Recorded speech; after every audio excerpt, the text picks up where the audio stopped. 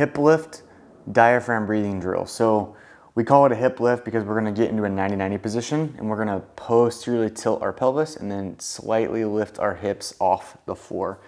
We're using a plyo box here. You do not have to use a plyo box. Your feet against the wall work just fine.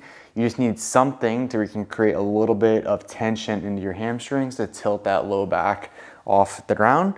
And then something similar to a yoga block. It could be a pillow, it could be a small ball, it could be a sweatshirt rolled up. It doesn't really matter. Just something to position to where your knees are staying about hip width apart and you're putting a little bit of tension into the inner thigh muscles. So on your back, we're gonna go knees bent.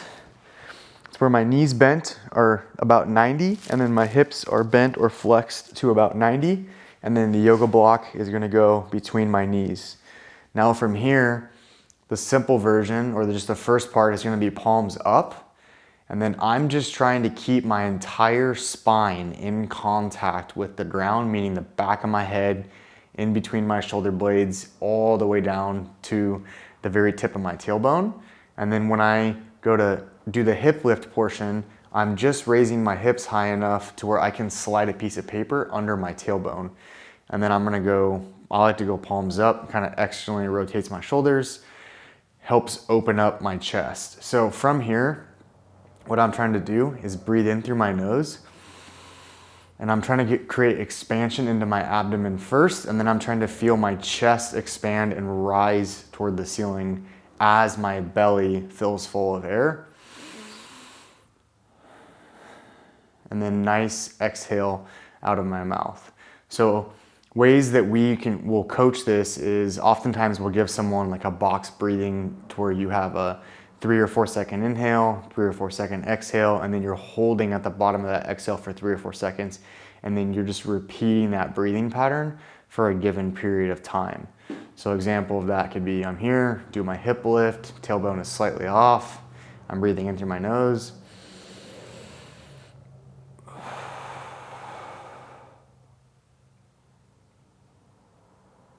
And that would be like a 4-4-4 tempo, and that would be one breath. I don't like to have people breathe for certain amount of breaths because then they tend to focus on trying to count in and out when they're inhaling, exhaling, and they're pausing, and then count the reps, and they get confused and they lose track, and then it frustrates them, and then they start thinking about being frustrated about counting the reps. So I like to set a timer, and you're just gonna go for a duration.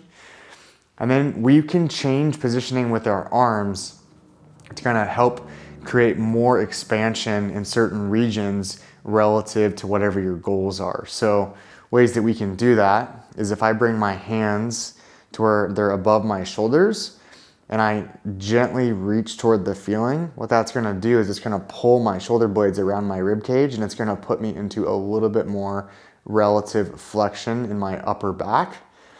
I don't wanna be reaching so hard that I feel my pecs contract. So, and then keeping my head on the ground. Sometimes that helps to go into a little bit of extension by bringing your chin up toward the ceiling. And then from here, I'm adding that slight reach.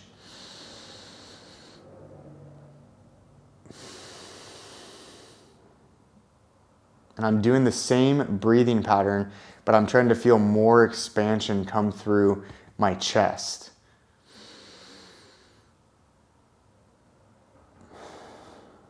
All the while keeping that lower extremity positioning. So it's all relative to what our goals are. And then sometimes you have to change your hand positioning too to be able to change the sensation of feeling it in your upper chest. So if you flex, if I bring my hands too far overhead, my lats will engage and that will change the sensation of allowing my ribs to expand and contract as my lungs fill full of air.